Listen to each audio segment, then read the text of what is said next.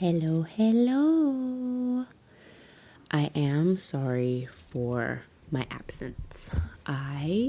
First it was fall break, and then last week I had a little minty bee, aka mental breakdown. And then now I'm here, and I was supposed to have a guest today. I know, guest, but I kind of told her last minute because I wasn't sure if the house was going to be quiet, and I don't know, maybe she just didn't get my message, but that will be happening. That's going to be more of like a therapist talk in the industry, and we're just going to be discussing that stuff. Just kind of shed some light on what's going on there. It's going to be really interesting, so you should definitely tune in. It'll be new for me. But I think it's going to be a good time. We talked last week for like hours, and it was hilarious because I was like, oh my God, I should have just recorded this. But it was really just a big event sesh. So people, I don't know. I don't want to be like bitchy or catty. I like to try to remain hopeful because the state of the world sucks sometimes. And this is just my little corner of the universe, and I want it to be happy. I hope you all are doing okay. Actually, I hope you all are doing fabulous. It's now cold in Texas. Damn it. But I get to wear all of my sweatpants and hoodies. My husband walked in yesterday. He's like, "What is this? What are you wearing?" It's like my blue, it was like sweatsuit. You know how like sweats are like the thing now for women, which I fucking love, by the way. And he's like, "What is this? What's going on here?" Because he loves the cold and I do not. And I was like, "I'm cold." And he was like, "Oh God." Because I was like all bundled up. I drink hot tea literally all day long. I'm not sick. I think I sound nasally and my throat's a little scratchy, but that is not a cold or flu. That is detox symptoms. It's happened before, and I think that's what's happening again. It'll pass though. I'll be taking like sips of stuff just to keep my throat from drying out. Anyway, I wasn't sure. I was just gonna get on here and give an update and be like, "Hey, I'll be back soon." And I'm trying to, when you have a podcast and nobody listens because no one knows you exist, it's good to be like consistent, but I struggle with consistency, and my energy system is not built that way unless it's like for my clients. I'll show up for my clients consistently, but this podcast, your mind starts to play tricks on you, like I'm an older person. Like, I'm not young by any means. I'm a millennial. And sometimes when I do this podcast, it makes me feel like I'm trying to like do something younger. I was telling my friend last night, I was like, I feel like I'm old trying to be young, but it's not really that. It's just I'm a storyteller by nature, and this is therapeutic for me. I know that's the reason, and yet my brain is just like, you're dumb and embarrassing. Can you stop? And he's a very intelligent, my friend. He has a PhD, and he is a professor at a school. He's like, "Ugh, I feel the same way about being a drummer." And I'm like, but drummers are timeless. Like, they're cool no matter what. They're like 100-year-old drummers in like rock bands.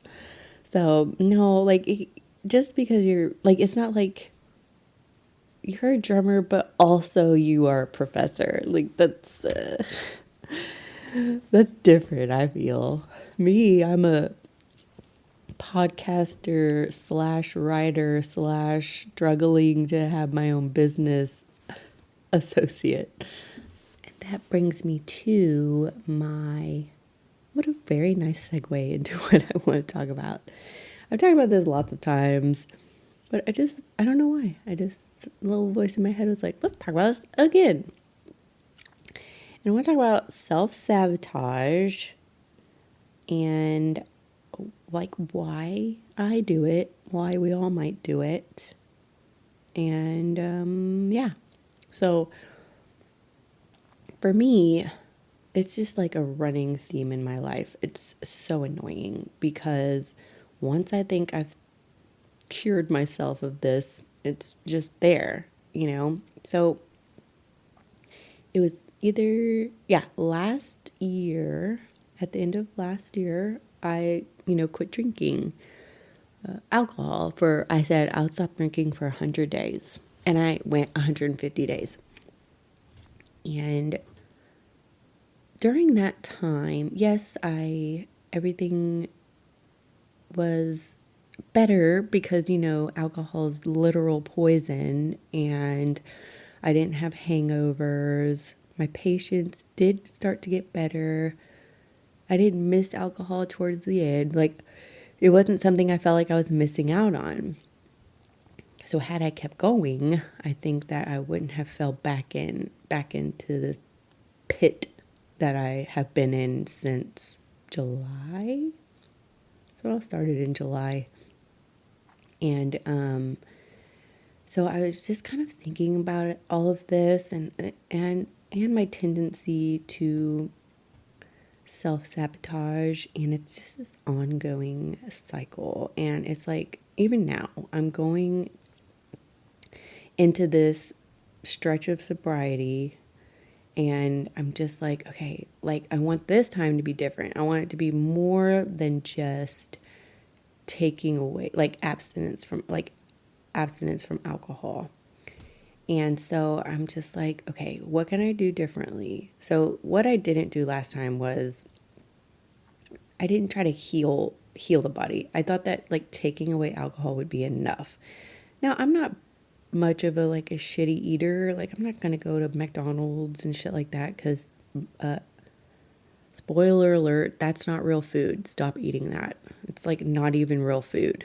Ugh. I don't even want to talk. Like this food does not mold. Just please don't eat it. Please don't. But I wasn't doing what needed to be done to really start to heal and regenerate the body. I was reading last night about what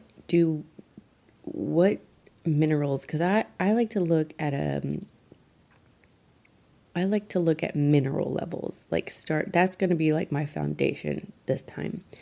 And when you are detoxing from alcohol, the minerals that are burning the most is magnesium, selenium, is that how you say it?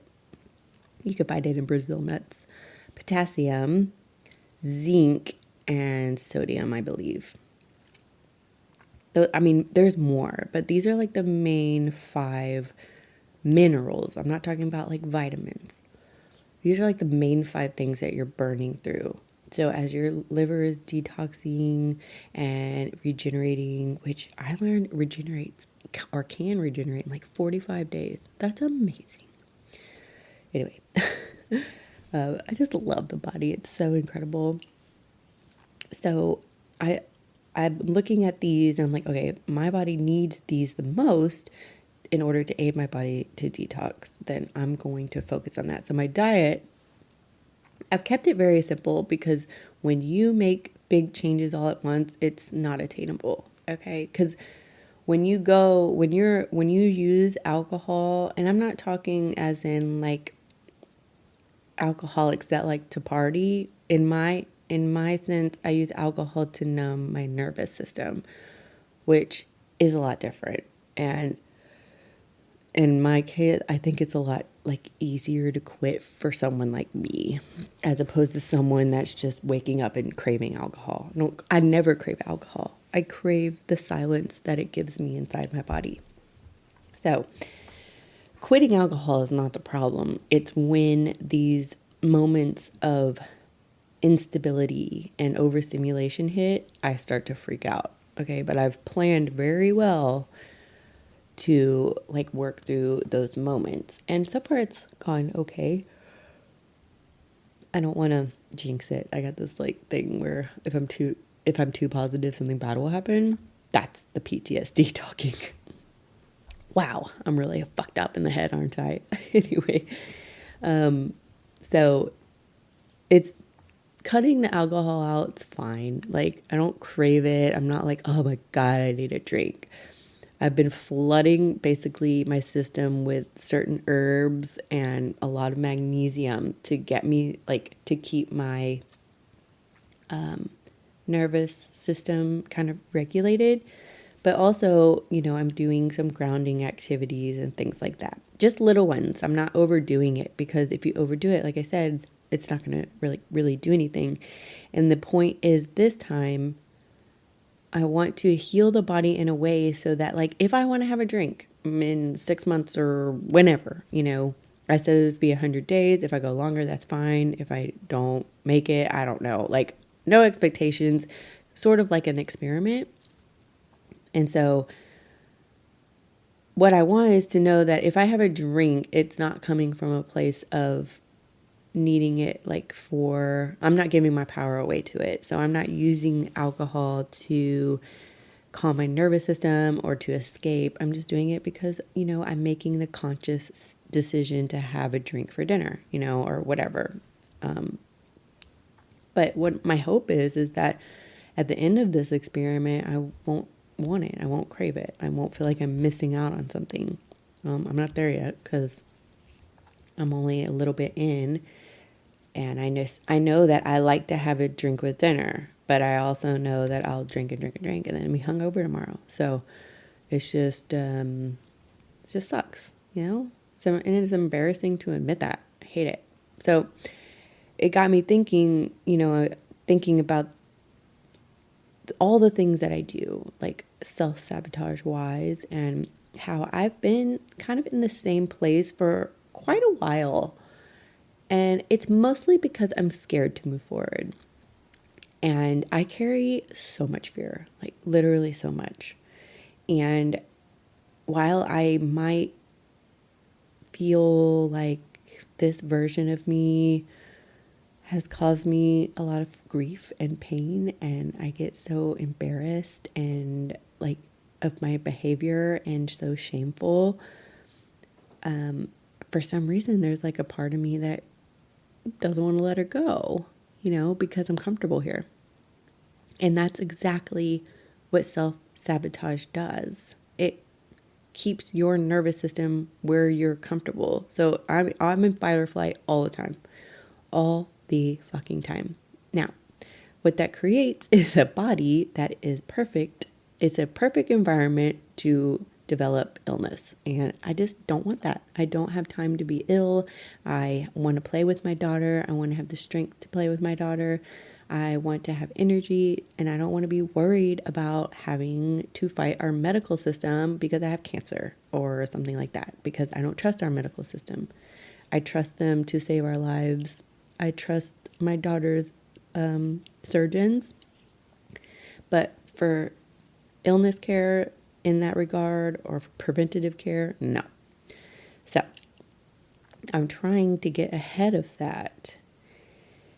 And I did, because when you become a parent, all you want to do is everything for your kids. At least me, I do. And you think about them and you worry about them. And I want to be there for her, and I just want to spend time with her and love her. And it's just what I think about all the time. But despite all of that, if I were to move forward, start to let this version of myself go, not only do I know the links that my brain is going to take, so it's already started. So right when my body starts to feel safe and relaxed, it will look for my biggest triggers. And for me, it's my daughter's health. And I'll start to go down that rabbit hole. And it's starting. Ugh. And yes, I'm trying to do different things, but it's brutal, right?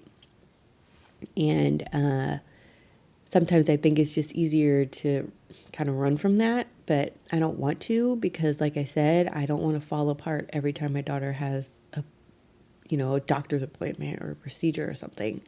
So it's like, I really want to work through this. because I really want to be strong for, me, but for her too. And I want positive thoughts when it comes to her health and her healing. So I know that I don't want to say the word power through, because last time I didn't drink alcohol, I survived it, right? I just white knuckled my way through it.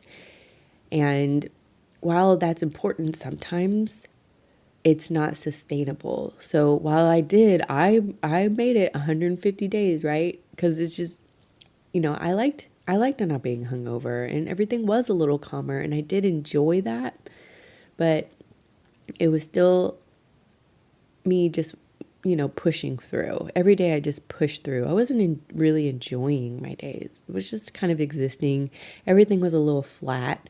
And I don't know for sure why, but I have a suspicion that it's because I was depleted in a lot of different ways, which is why this time I'm focusing on like minerals and nutrients and, refueling and replenishing the body while it, regenerates and heals, because we all know alcohol is fucking damaging. You would think that would be enough not to do it, but no. And so alcohol, for me, everybody self-sabotages in different ways for different reasons. For me, alcohol is the main one. Another one would be overthinking. So, I could just worry myself sick to the point where I throw up. Like literally, I'll start gagging, and then I will just need to throw up. It's horrible. And I know it sounds incredibly dramatic, right? But anxiety's got to go somewhere, but I work myself up that much, and it's so annoying. I'm sure it's so annoying. Like, so how annoying, and I don't mean that in a terrible way. It's just, God, can't get your shit together, but at the same time, it's like, wow, how sad is it that I feel that bad, It's just a constant war going on. And then what was another one? There was one other big one. I think there's probably lots of little ones, but another one is over researching. So, like I said, like I have a guest I'm going to have on the podcast, and I could just research and research and research, but this time I was just going to jump right in, because I will research till I think it should be perfect. And it's weird, because it's not that I'm a perfectionist. It's just, you're scared if you put something out there and it's not perfect, you'll be like a laughing stock. But at the end of the day, who fucking cares, right? Who fucking cares? Apparently I do, but yeah, but honestly, who cares? But I will research and research and research until I lose steam, and then I lose motivation, and then I just put it, on the back burner. And then if you look at these three things, drinking, overthinking, and overanalyzing, or over preparation, whatever you want to call it, they all do the same thing. They keep me in the exact same place, because I know that if I start to feel different, or if my, energy starts to rise, or vibration, if you like that word, starts to rise, I know that the spiritual new agey world has gotten really fucked up out there. So, just whatever word feels right for you, just so you know, I'm not part of the new age world. I'm a very spiritual person though. So, whatever word resonates with you. I'm not here to, convince you of anything. But I know that when my energy or my internal environment starts to feel different, my body's going to freak out. My brain's going to freak out. My brain's going to tell me something bad is about to happen. Something bad is about to happen.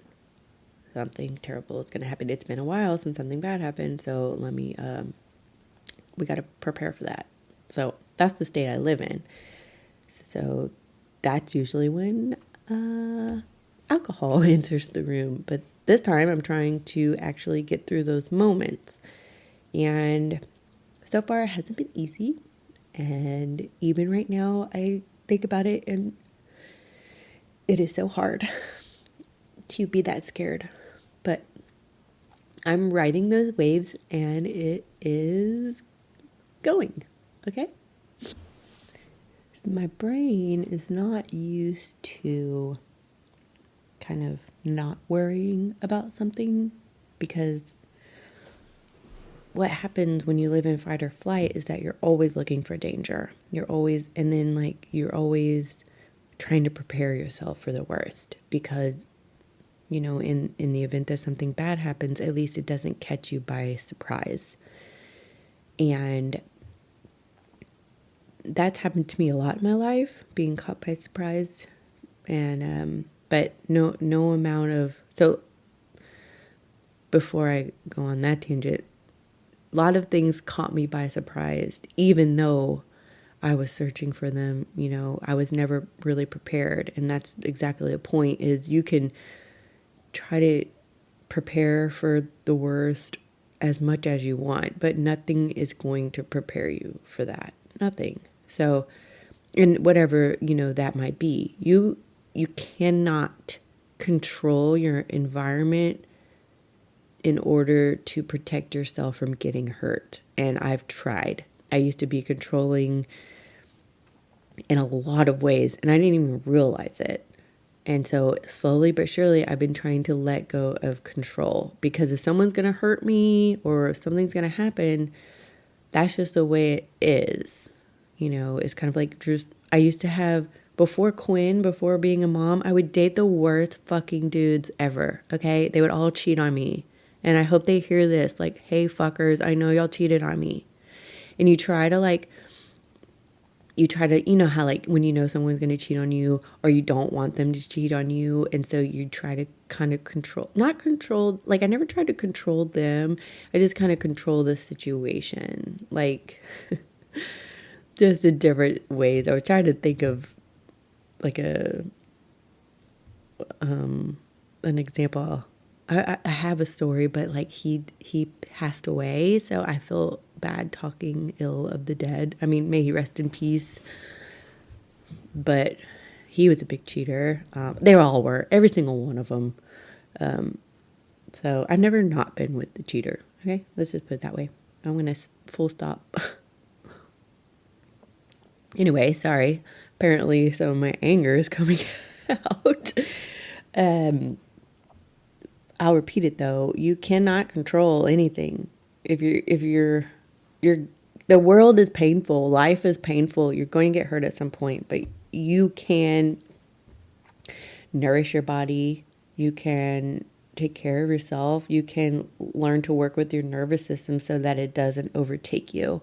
And that is like my goal, is to ride this roller coaster and not be taken out by it. Kind of like, like my daughter's procedure, then having the miscarriage, it took me out.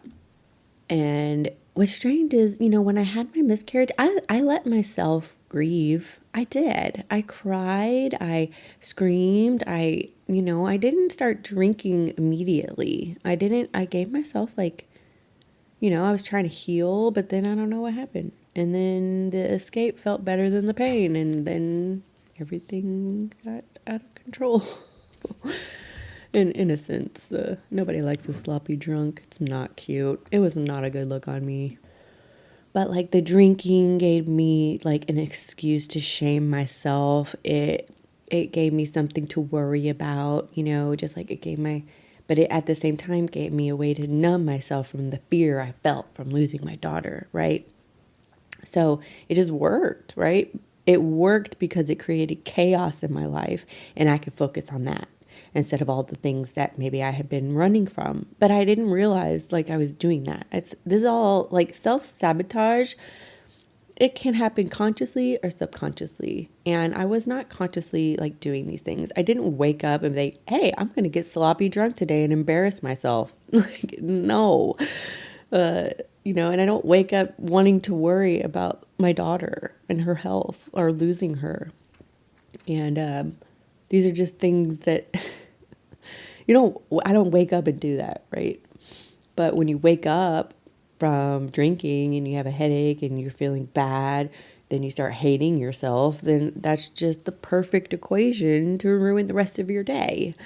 So now, if I'm not drinking, I can wake up, be grateful that I didn't drink yesterday, be grateful that I feel better than I did the day before, and know that I have this new day to work through and learn new things and nourish myself. And it's just, I feel, better. I'm not so lost in the anxiety. Now, are weird things coming up for me right now? Yeah. Like, not just about my daughter either, just like things that happened in my past that fucking sucks, right? And things that you think you work out, like that you think you work through, but then it pops up and you're like, that motherfucker, like, I'm so fucking mad. But, it's just kind of like, oh. And then, because it happened last night, I laid down, I remembered something, and I was like, asshole, and then I just kind of giggled because I was like, wow, I didn't even know. It's not always tears, sometimes it's anger too. So, I don't know, it's wild. It's a wild ride because, people talk about sobriety, and my take on it right now, I'm not wanting to fight this urge to drink. I refuse to have an ongoing battle with wine for the rest of my life, right? Okay, so let me just take it out of the equation. Let me heal. Let me work through whatever I've been running from. And then, like, if I want wine, I'll fucking have it later on, but not when I had to get sloppy drunk, It's just infuriating. Like, I didn't realize how much anger I had. Like, it's not always tears. It's not always fear. It's anger too. And God, that feels nice. Honestly, it's like real life, uh, real life integration of my fucking anger. I think your liver holds anger. Yeah, Chinese medicine, it says that your liver holds anger, but also its counterpart, assertive action. And that's true. Like, a lot of people channel their anger towards things that they're working on. They call it a creative energy. So if you're afraid of anger, just channel it towards something that you're working towards. And apparently it's very, very successful. Or you could punch a pillow, scream. That's what I do. And then I have rage runs. I think I told y'all about those. Just to kind of clear out that energy. And sometimes I just talk shit to the wall. I don't know. But it's funny that it's all kind of coming up right now as I'm talking. Anyway, I said all of this because I've created this chaotic environment, right? I've created the perfect life for me to hate myself and to focus on my shame and my embarrassment and all of these things that I could worry about just to keep me feeling, where I'm comfortable, which is awful, by the way. It's awful to live like that, but that's where I've been for so long. So, my nervous system was like, okay, well, let's calm down, but then, like, if it starts to calm down, then my brain is like, oh, fuck. Let's go get a drink and ruin our lives, or let's think about something bad happening to someone that you love dearly, like whatever. It'll just pull everything. So now when I start to feel calm or create that for myself, I have to remind myself, like, okay, look, just because we're feeling calm, it is not a window, like, for something bad to come in and happen, right? Calm is just new. And I have to, like, kind of anchor in that. And I literally, like, baby myself and talk to myself. Like last night in the bathtub, my brain started to think about Quinn and her health. She is sleeping soundly. She just had a very successful procedure. And my brain's like, well, she probably won't wake up in the morning. And I'm like, what the fuck? So I just I let that fall out of my brain. I hold, like, my heart and my stomach, and I take, like, deep breaths, like inhaling in for 4 and then exhaling 6. And I did, like, a lot of those. And I just reminded myself, like, look, this is, like, I want this to be the new norm. I am here and I am safe. and Quinn is here and she is safe. I just kind of did that for a while and just like kind of let it level out as much as it could. And then I just, went on and I put on a show. I don't overwhelm myself with these moments, right? I sit in it for a minute and then I have to go distract myself because I'll get lost. I'm just not in a place where, yes, I could sit with hard emotions. I have, but it's kind of like, okay, enough. Like now I'm going to put on my show. And I'm going to allow myself to like escape for a little bit. And that's just where, like, when I say I'm trying to like change my kind of like foundation, I don't know what the word I'm trying to say is. It's just like I'm going from chaos to a place of calm, and my body is not comfortable in calm. So I'm trying to rewire my brain to know that when like everything is calm, like, okay, I'm here and I am safe and everything is okay, instead of like, okay, when I'm calm, my brain's like, oh God, what the fuck? Like, it's so hard. So that's where I'm at right now. I'm just trying to make a bridge between my brain and my body feeling calm. And, that part's just started, because when you drink alcohol the way I did, it's, oh God, just thinking about all the dumb shit I've done. But when you have to like, first it's detox and that's fine. And it's not a lot of, yes, it's mood swings and things. But once the alcohol gets out of your system and you start to heal and regenerate and everything, then your brain's like, or your body is kind of, it chills out just a little, but it's still working so hard. But now you're sleeping a little, and the body's doing its thing, and it's not like overburdened by toxins as much, right? But it's still doing its thing.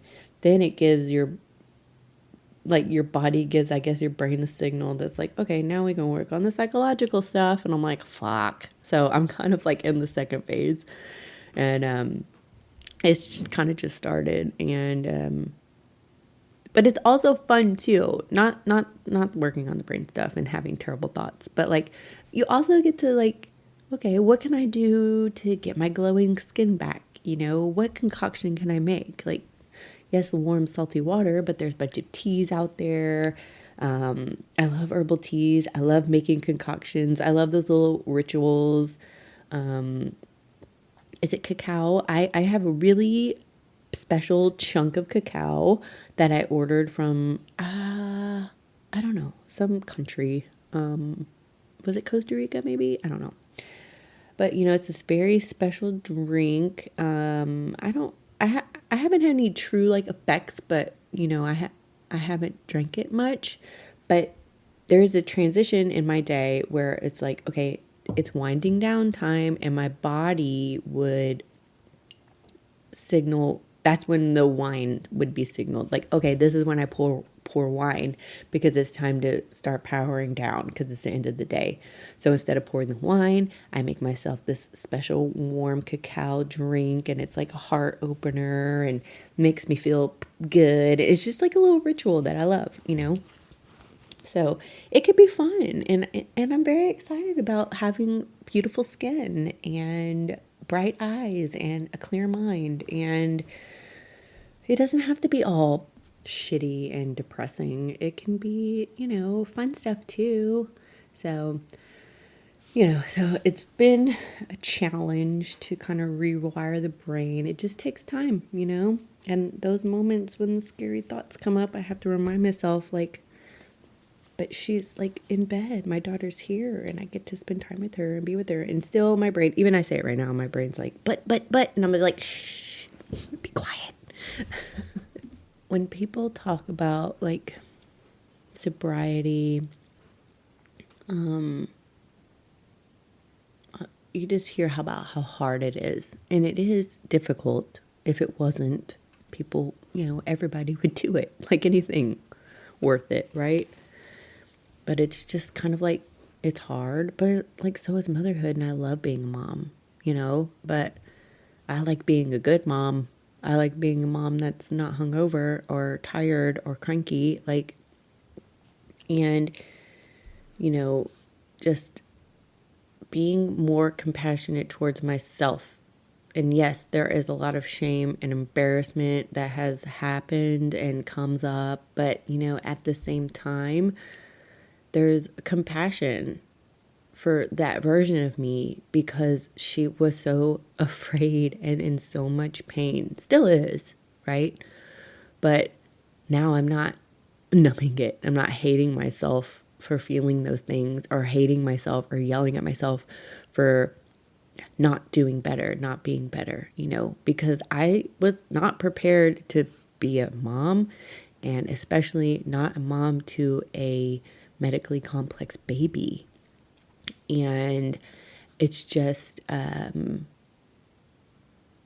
yes, it's hard, but I don't want to, I don't want to end it there. Like, oh, it's hard. Good luck out there. No, I want to paint a picture of my life, my self-sabotaging life, which I've already basically, kind of talked about. There's that life, and then there's the life where I don't.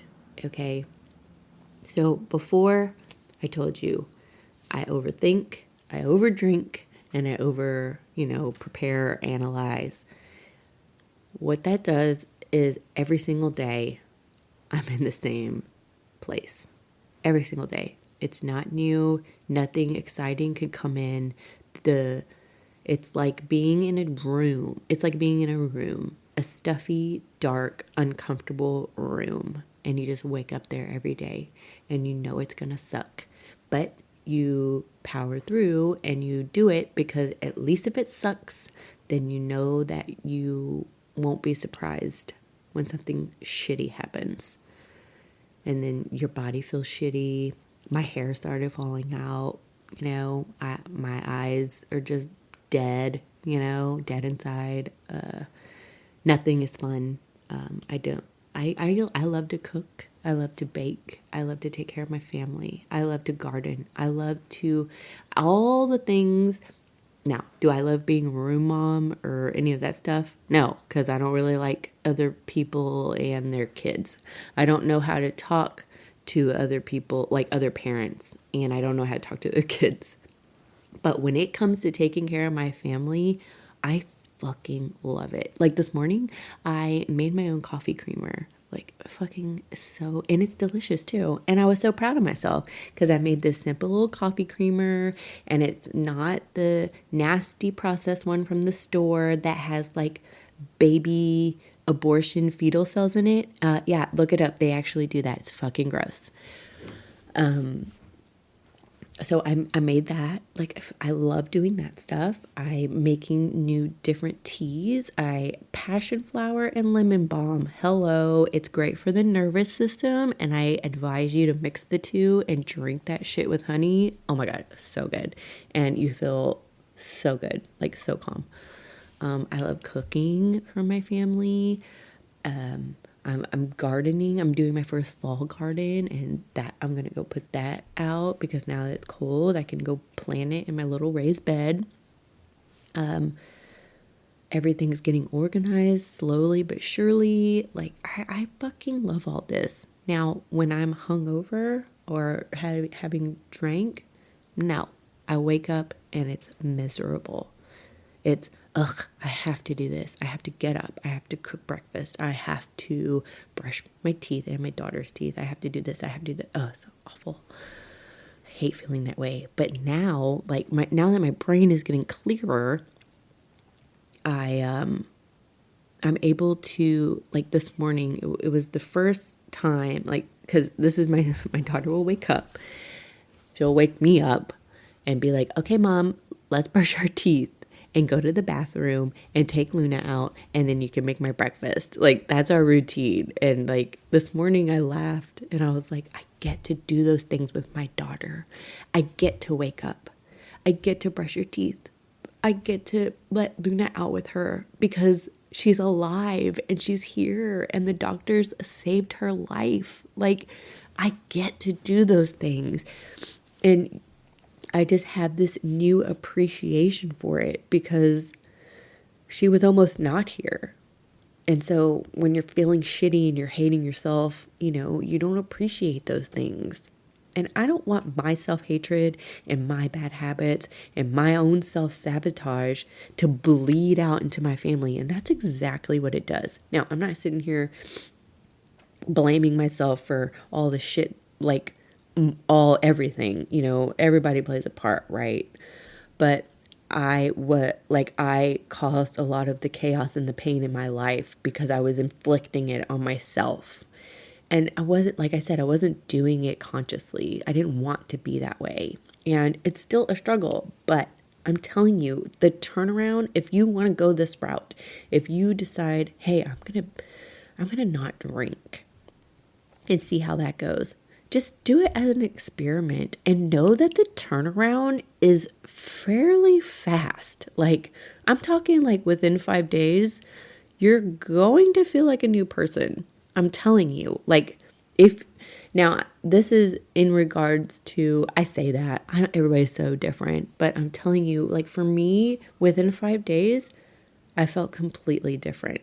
Like just more grateful, just I just have more love. Like it's just coming in, like it's coming in. And now I do rely heavily right now on like herbal teas, herbal tinctures, and some like a couple of supplements. I'm not overtaking supplements. In fact, I think the less supplements, the better. But as I'm learning to, calm my nervous system and understand and talk to myself and rewire my brain to understand that this is the new safety. This is the new norm.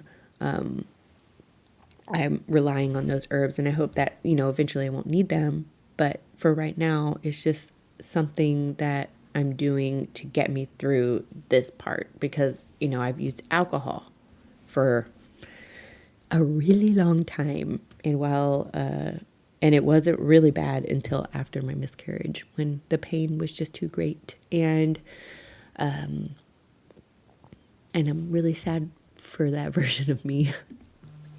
I know I still have like a really long way to go. Not long. Like I've done so much mental work throughout the years that I know that yes, there's some rewiring and pattern breaking that needs to happen. But I know that a lot of this is going to be me learning to nourish myself and refuel myself and, kind of remineralize every area of my body, like my physical body. So it's been interesting. It really has. And it's been wild, but good. It's been good. And I do encourage other people to do the same. If you're feeling called to do that, I feel like you should, because I feel good right now. And yes, all of the terrible emotions, the hard I say terrible, they're just emotions that are hard. I wouldn't say that they're good or bad. Every emotion serves a purpose, but it could be hard. But even with the hard ones, there's good ones too. The days aren't endless, and I have joy, and I'm not just waiting till bedtime. And I remember that clearly from the last time I did this little experiment. The days I'm not surviving, I'm just doing and enjoying. I'm cooking and it's fun again. Like I said, I made my coffee creamer and I'm like super pumped about it. Like, what next thing will I make? I'm such a homesteader. Just kidding. But it did make me feel like one. I'm in a better place, even if it's a really scary, hard place. And I know I'm not alone. And if you want to talk more about this If you need to reach out, please do. I think that's it. That's going to be it for today. Maybe I'll have my guest next week. Maybe not. I don't know. We'll see. But it was great being back. Sorry for my little hiatus. But I'm back and I love being here, and no, have not went to the post office yet to get a P.O. box for Shame Wednesdays, but I can't wait, or Shame whatever day I haven't picked, but I still really want to do that. And I think it would be important. I think it would be a great exercise. Boy, because don't I have enough shame and embarrassing moments to share publicly. God. I'm sick of carrying it around, and I hope that you will join me in doing that. I appreciate you all being here. I love you so much. If you could pray for my family, I would really appreciate that, and I will continue to pray for you all. Thank you, and I love you.